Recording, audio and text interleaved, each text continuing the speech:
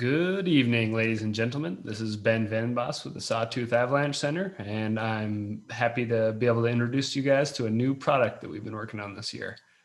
This is going to be a little bit free form. We're not exactly sure where this will take us, but if you'll hold on for the ride, we'll all get there together.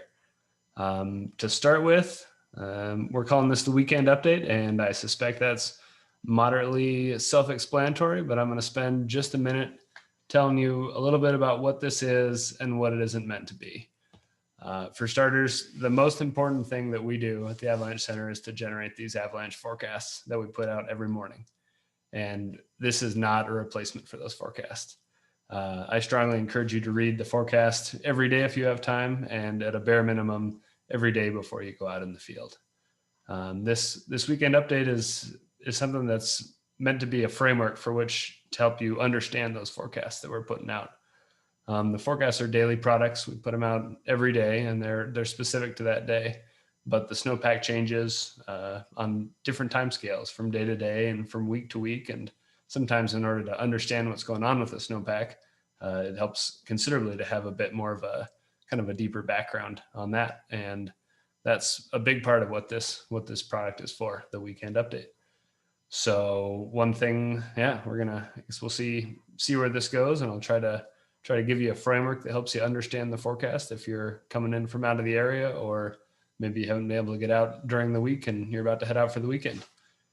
And so without any further ado, let's dive right into it. If you're from around this area, I suspect you have a bit of a sense for what's going on with the snowpack. And if you're not, this will be new to you.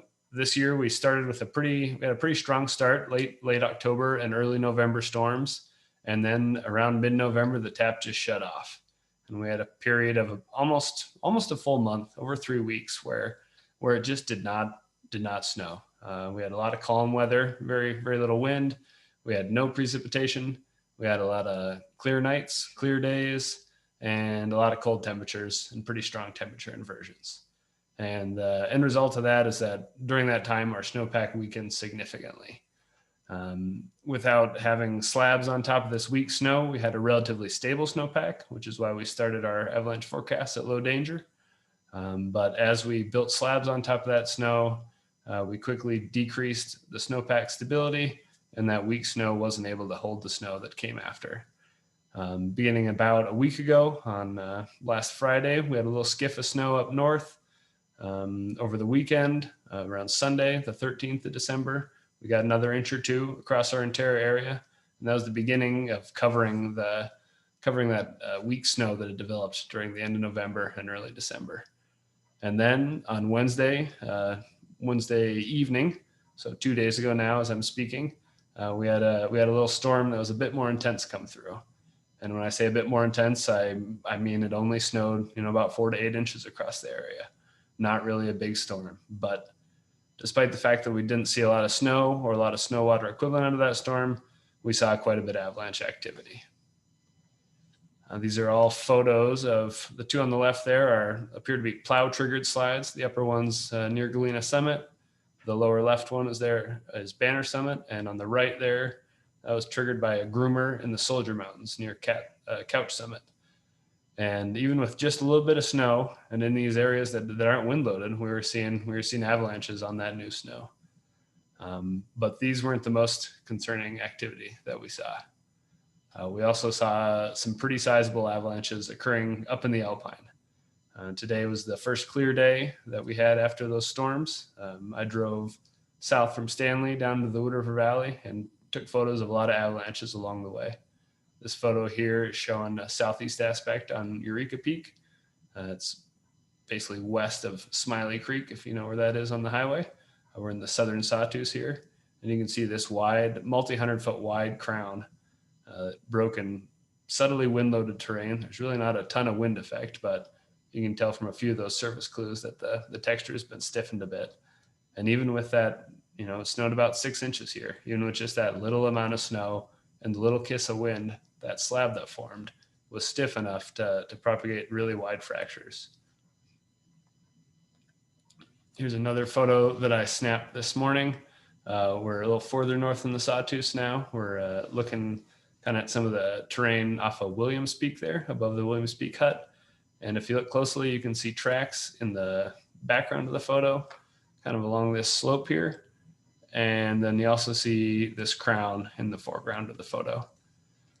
Impossible to say exactly the timing on these two, but those tracks approach that crown pretty closely in a few spots, and it's possible that that avalanche was remotely triggered by the skiers there. We haven't heard more about that, but whether or not it was remotely triggered isn't terribly important. This is a large avalanche, plenty big to bury a person, and as you can see, based on the terrain below, which extends for over 1,000 feet below this crown here, that'd be very, very high consequence terrain to be captured in.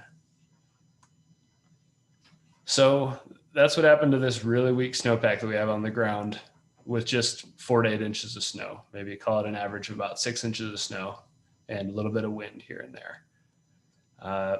If I were you, and I'd tell you that us at the Avalanche Center, we're looking at this not as a main event, not as a singular kind of a one-off sort of thing, but as a prelude to what looks to be a long period of instability in our region. As we put a bit more snow on top of that really weak snow underneath, as we get some wind going on that's building slabs near ridge tops or in cross-loaded terrain, we're anticipating that those obvious signs of instability like cracking and collapsing, and most importantly, natural avalanche activity and human-triggered avalanche activity will continue.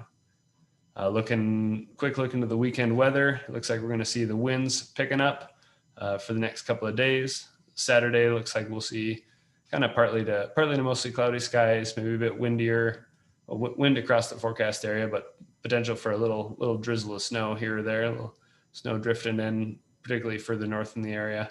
And then on Sunday, we should see later in the day maybe some heavier snow starting.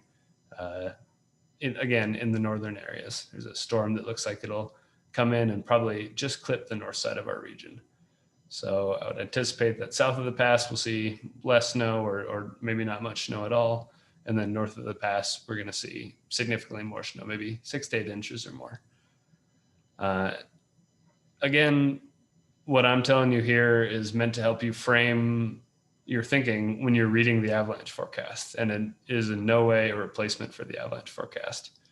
Tomorrow morning, Saturday morning, Chris is going to be up. He's going to get up at 3:30 or 4 in the morning. He's going to spend a few hours looking at the weather, looking at observations, thinking about things that all 4 of us have been talking about through the week, and putting together a detailed, well thought out avalanche forecast. And that's the product that you need to be referencing before you go out into the mountains tomorrow. What I'm telling you here is a general overview. I hope it helps you understand a bit where we're at in our snowpack currently. We've got a really weak snowpack on the ground. We know that even just these thin slabs, these really soft slabs, we're able to propagate and communicate fractures over many, many hundreds of feet in areas. As we build more slabs on top of that by adding a bit more snow or adding wind, we're going to continue to see lots of signs of instability. And the weak layers that we've got right now in our snowpack, they're not the type that just go away in a day or 2 or 3 days. They're the kind that we're going to be dealing with and we're going to be talking about for quite some time. So I would very strongly encourage you to continue to read the avalanche forecast regularly, every day if you've got the time for it. There's no substitute for that. And at the very least, every morning before you head out into the field. If you're seeing anything in the mountains that seems interesting to you, or maybe nothing that seems interesting to you, that's a great observation to send to us. I'd thank everybody who's taken the time to send observations. We've been seeing quite a few great observations so far this year.